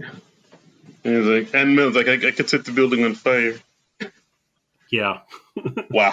Take care of this cockroach. God damn it. So, Milton, we have a little flashback that shows what Milton did. Right. So then we see, before Pete gets to the office, we see Milton is waiting to talk to Lumbergh. And then Lumbergh's secretary is like, oh, he's not in just yet.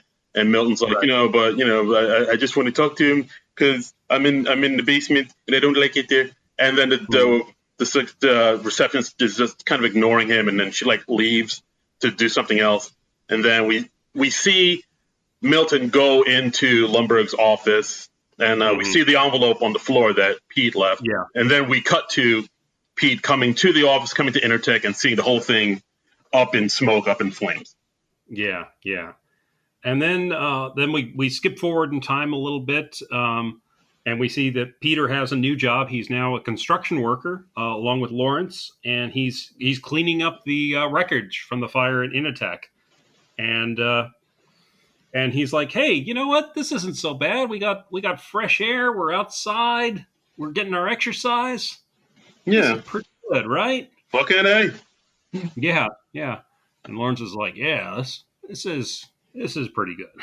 Yeah, and we also see Michael Bolton and Samir drove up to visit Pete. They got jobs at Intertrobe, which is the rival company. Of course, they both say, hey, we can get you a job there if you want.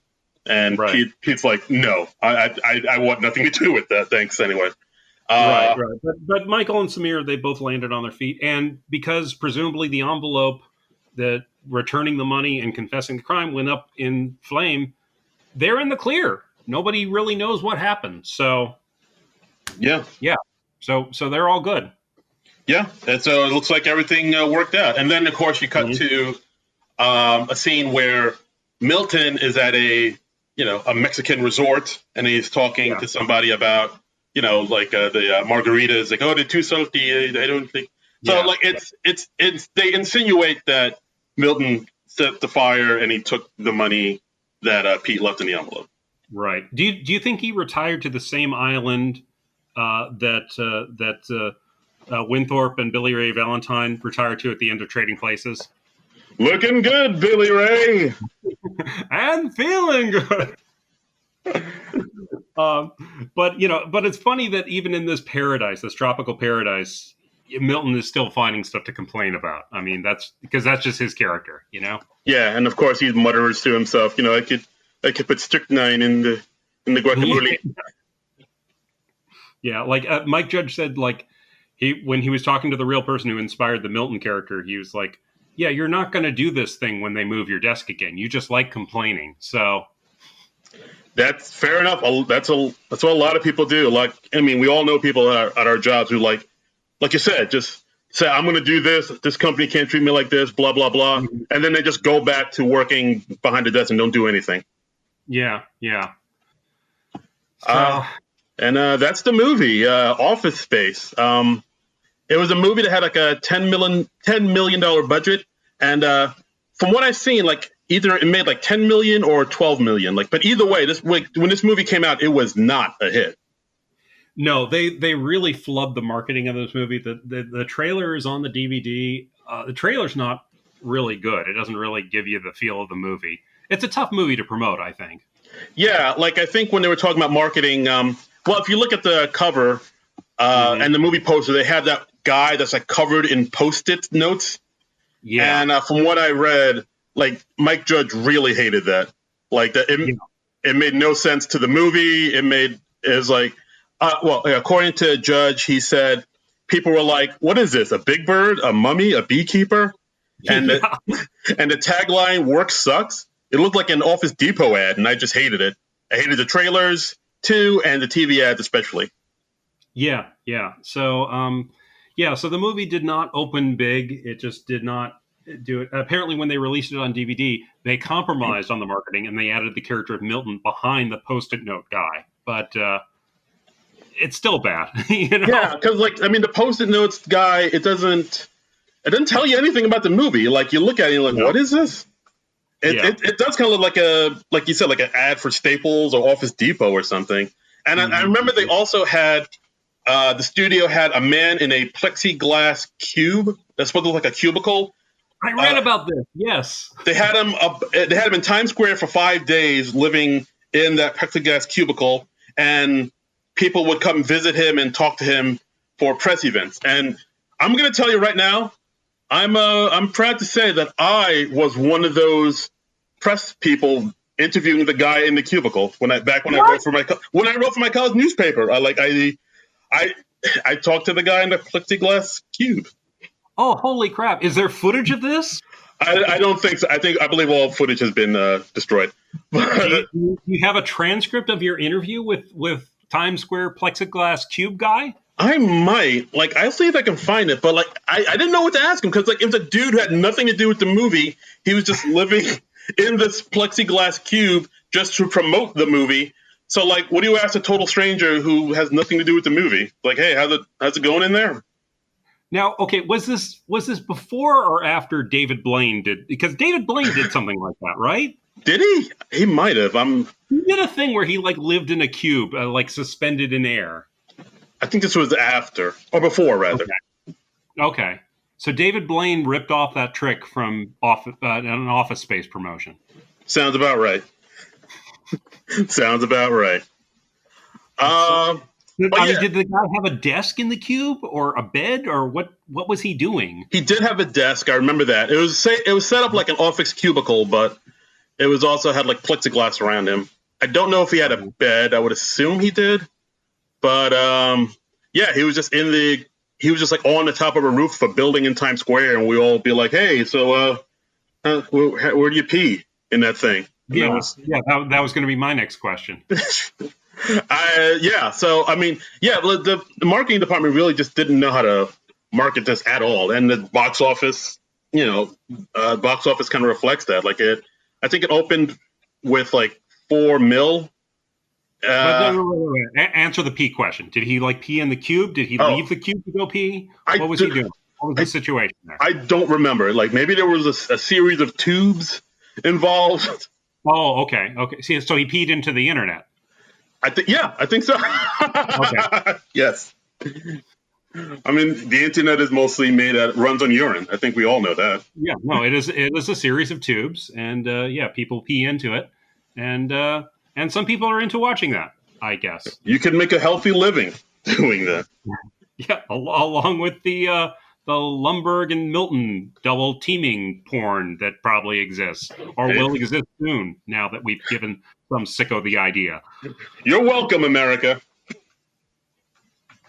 I don't know if we're making the world a better place with this podcast. Probably not. Probably not. We're probably actively making things worse. But anyway, I had no idea. You I read about the plexiglass cube guy an hour or two ago, and wow, you were one of the people who interviewed him. I was one. It was me and a bunch of other college, writers or internet bloggers and stuff. And I remember going up. I forgot what I asked him, but I remember just going up there and being like, "This has nothing to do with the movie. This seems kind of pointless." Yeah. But I mean, the movie became a cult movie. Like Comedy Central got the rights to it, and it was one of those movies that they played constantly. And I think the word spread about this movie, and now it's a beloved cult classic. Yeah, like it made about. I mean, because this is the second film that Mike Judge made, because he made this after Beavis and Butthead Do America. If you remember that one, Oh, of course. Okay, yeah, sure. which was a huge hit. But Yeah. but yeah, like this one, it just didn't. It got none of the love. It like people were just like, "What is this?" But like you said, like once it came out on video and DVD, it found this huge following. Like Mike Judge had like celebrities talking about how much they love the movie. Like I think he said like Madonna asked him out to dinner, and like Chris Rock loved it, and Jim Carrey loved it. So he, Yeah. In the there, like I think I mentioned that there were a number of oral histories that came out about this movie for the 20th anniversary last year, and yeah, Michael Bolton, or excuse me, Madonna told Mike Judge. She said that Michael Bolton guy is my favorite character. There's something sexy about how angry he is. yeah, I really love the character he played. He's like an angry nerd. There's just like so much rage in Yeah. him. Yeah, and David Irvin says, yeah, Mike calls me that night. He says, you won't believe this. I thought, how am I ever going to tell people? You know who's into me? Madonna. That's a badge of honor right there. I mean, that's wow. That's something else, man. I got to imagine at some point David Herman was like, "So did you give her my number or something, or did she call me? Yeah. Give her my email." You know, shockingly, I read the studio. Of course, they didn't really believe in this movie. They wanted to get a celebrity into the movie, and they were talking about people like Matt Damon or Ben Affleck as Peter. And yeah, I could see that. And Matt Damon actually like circled the movie. He had a meeting with Mike Judge, but apparently, whenever they got to talking about possible salaries, the studio would be like, "Oh, we can't afford that. We can't give them $2 million." And then Mike Judge was like, "Well, then why did you have me go even consider this person? Shouldn't you have worked that out beforehand?" But It's like, but apparently that's when they cast Ron Livingston as Peter. They were like, "Okay, well, you have to get a star for Joanna," and so that's how Jennifer Aniston ended up in the movie. So that kind of took the pressure off them getting another name in the movie. So yeah, and it's it's not the typical sort of movie you'd expect 1999 Jennifer Aniston to do, because I mean Friends was like the hottest show then. So yeah, you expect her. I mean, this wasn't her first. Well, no, definitely wasn't her first film. But yeah, like it not like like you said, like she was in Friends, so like you expect her to take more of a higher profile role in the movie. So to have her play this kind of girl next door type of thing, it's just like, oh, that's an interesting choice. Yeah. Well, and it's nice to see it when somebody uses their fame to help get these smaller scale projects made. I mean, that's because it's a movie that might not have been made if, say, Jennifer Aniston hadn't agreed to be in it. It's very true. Yeah, because I mean, aside from Jennifer Aniston, like no one. I mean, it's full of great actors. I mean, Gary Cole, great actor. Stephen Root, great actor. But they're not like household names. Yeah, of course, the great John C. McGinley. Yeah, that's right. But they're not like super well-known household names. So right. But I mean, but they just kill it. And the movie, it's populated by great actors, even in just the bit parts. It's just a wonderfully cast movie. Absolutely, and it has some great dialogue. And I mean, this is one of my. I remember like when I watched this movie for the college newspaper, I was like, this is a really funny movie. I really dug it because I mean, this came out. I was just about to graduate college, and it was like a good look into, I guess, seeing like what the future would hold for me, like after college, and like after working a number of office jobs and coming back to this movie, I'm like, wow, this triggers me so much. It hits a nail on the head on so many like minutia things that of office life and how it drags you down, and like I mean, it's an incredible film. This was one movie when I first saw it in like my late 20s or early 30s, and now like in my 40s, it's kind of a different movie because now it triggers like all these memories of all these crappy things that have happened at various crappy jobs that I've had that didn't like, but had to take just because you got to pay those bills. Yeah, yeah. Yeah, Office Space, like, it still holds up. Still fantastic film. Yeah, It's still funny. yeah, still a hoot. It's a movie that when it came out didn't get the love it deserved, but now is it's cult hit, and it's now reaping the rewards. I think like people have approached Mike Judge to do a sequel to it, but I think he said he doesn't kind of want to go through that again. So, but still, Office Space. I get the feeling it wasn't the most pleasant movie for him to make. Probably just because it was so low budget. And also, like, they were filming in Austin and it had like 100-degree heat wave. Happening. That's not great. But yeah, like that, and of course the PR and the marketing people didn't know how to market it, and it made no money. And it's like, why do that when you can just do King of the Hill and all these other things that people like Silicon Valley and whatnot. But still, people. That's right. I forget that he was involved with that show.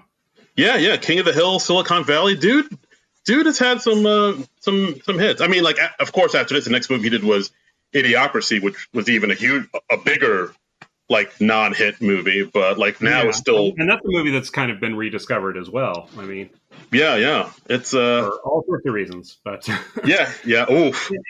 And so much from this movie has entered the lexicon, like the pieces of flair, the memo. You mention a TPS report, people instantly know that you're talking about this movie. It's a touchstone.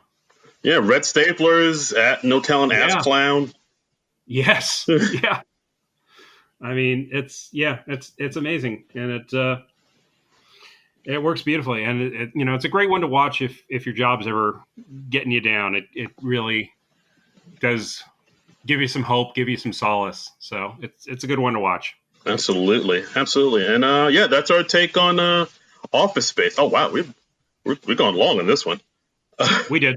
All right, I guess we'd be remiss if we didn't break in with our thoughts on the biggest SNL news that just happened last week. SNL news. That was my little SNL news theme with Darren Patterson and John Trumbull. Yes, SNL, they announced that they're coming back. They announced a return date for the series. Yes, October 3rd. So we don't know much. We just know it's going to be October 3rd. It's going to be in the studio. We don't know the host. We don't know the musical guest. We don't know if there's going to be an audience. We don't know how you do sketch comedy and still practice social distancing. I mean, like, is everybody going to be masked in every sketch? Who knows? Yeah, like I'm really interested in seeing how they're going to do this, because it's like you said, like, how do you do sketch comedy when you can't get within 6 feet of your co-star? Like, how are they going to do costume changes? How are they going to, when they change the sets, like, how is all this going to work? Will there be an audience? I feel like it's got to be something that's like relatively normal. Because they're doing sporting events now, and some with like limited audience. So I feel like they'll probably do something similar for SNL. Maybe they'll just have like a smaller studio audience where you're using every third seat or something like that, so you can still have some live laughter. And I feel like they've got to be testing all the cast and crew thoroughly. Yeah, maybe just to make sure it's safe and that everybody's in good health and doing that. We probably won't have any unnecessary kissing scenes or anything like that. So no makeout. Oh, well, probably. I mean, I'm just thinking about how I would do it. I mean, what kind of ground rules do you set? It's interesting that they're doing that. I'm glad they're attempting it. I'm sure they just looked at their calendars and they were like, hey, the SNL nerds, they're going to been going for 2 years on October 1st. We've got to commemorate that somehow. So let's come back on October 3rd just to show them our support, because they've been there. They've been plowing along every single week. We do this for you, SNL nerds. Yeah. I could see that. I'm sure that is exactly what they said. Sure, it's exactly what they thought. But yeah, I mean, I don't. I like it's. I don't know. It's very interesting how they're going to do this. There have been people coming back to the studios like Colbert and Fallon. The Today Show is in the studio. Right, right. Yeah, they're doing a thing. I mean, I watch the Today Show before I go into work in the mornings, and they're all at a big desk, but they're 6 feet apart. I mean, it's much easier to do a newscast and practice social distancing, and they have people like reporting in remotely, like Carson Daly or Al Roker. But yeah, SNL is a tougher thing to do, but yeah, and actually, I'll be interested in seeing how they do it, and I'm glad they're not going to do any more SNL at home because I feel like they've probably done about all they could do with that. yeah, yeah. I did enjoy those episodes, but they just didn't have the same pop as in the Studio 8H. Also, according to the good people at the Standby Line, another podcast, SNL podcast, that's really actually they kind of broke the story that the show was returning October 3rd. I think like the day before it would officially broke. But they also said that like everybody working on SNL, they must quarantine for 2 weeks if they're returning to New York. So we know that part of it. But yeah, they still don't know if there's going to be an audience, and they don't know which cast members are returning. Like we still don't know if everybody's coming back, only a few people are coming back, or people leaving. Like it's still all up in the air. I feel like even if somebody was like planning to leave, they got to come back for at least part of the season because you want that goodbye show, right? You want to have that chance to revisit all your characters and say goodbye, have closure on the whole SNL experience. I mean, it would really suck to just have your last SNL episode be one of the SNL at home episodes, Yeah, I mean, I still think about that last episode from the SNL at home where it was that dream sequence and like some cast members were like saying, waving goodbye to the camera. I still think, were people like Kate McKinnon was like waving goodbye to the camera. I think like Cecily Strong was waving goodbye, and like part of me still thinks, is she leaving? Is that her saying goodbye, or is it just part of the skit? So yeah, I don't know. Who knows? I'm not sure whose contract is up and whose isn't. So you could look that up or calculate that, but yeah. It'll be interesting to find out. We'll know inside of a month. Yes, and we will be here reporting on it at SNL Nerds. Yes, as we do. As we do. Right. And that's the podcast. And as always, you can listen to us. Wait. What? You had something you wanted to plug coming up. Oh, yeah. Doy. It's coming up soon, but I was on my buddy Nigel Fullerton's podcast. My buddy Nigel Fullerton, he's an actor / comedian, and he just started a podcast called the Murphy Monday Podcast. It's a podcast all about Eddie Murphy. Oh, cool. Because he's a huge diehard Eddie Murphy fan, and of course, as I am as well. So he started this thing called the Murphy Monday Podcast, where they break down one Eddie Murphy movie, and then they have they ask questions like, when did you discover Eddie Murphy? And he has like a little Eddie Murphy trivia around where he asks you questions about it. So I'm not sure when he's putting out that episode I was on, but we talk about the movie Bowfinger like all throughout and break it down. Then talk about my love of Eddie and when I discovered him, and he hits me with some Eddie Murphy trivia, and it was a fun time. So whenever, just find it when you can. It's on Apple Podcasts and Spotify. Murphy Monday Podcast. That's cool. We'll keep an eye out for that. I'm also doing a thing. I'm guest starring on a thing. My friends at the Watchtower Database, which is they're best known as like a YouTube channel all about the DC animated universe. And I've become friendly with the guys on there. They're celebrating their 5th anniversary on September 17th. And so they're doing a 24-hour live stream event on Twitch, on their Twitch channel at twitch.tv/DCAU Watchtower. And so I'm on with them for an hour. We talked for more than an hour. I think they're editing it down. And we're just talking about the DC animated universe in general, my history of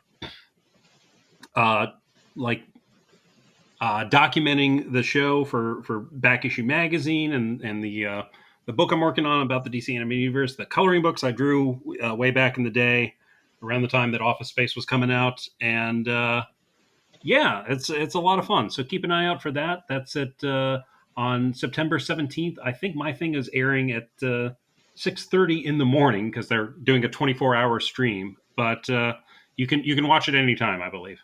Oh, far out, yeah, guys. So we're out here. We're doing things. We're making things happen. Out here. We're doing things. We're active and doing things, and you can follow all our comings and goings and doings and happenings at our Twitter pages. I'm at Trumbull Comic, at TRUMBULL and the word comic. And you can follow me on Twitter and Instagram at Darren Credible. That's DARIN Credible. Yes, and you can follow the show page at SNL Nerds Show. Please follow, subscribe, tell your friends, and leave us feedback. We love reading reviews, and we want to spread the word about the podcast even more. We want the next 100 episodes to be even bigger than the first 100. Bigger, better, badder, faster, stronger. Yeah. Yeah. So, woo. Wow, this is a marathon. This was. All right. Well, I think that's it for this week. Next week we'll be back with something else cool. We don't know yet. Just keep an eye out on the Twitter page, and we'll announce it there. Yeah, just look for the memo. Yeah. Did you get? We copied you on the memo. Yes. Did you get the memo? Yeah. But until then, watch your cornhole. Watch your cornhole, bud.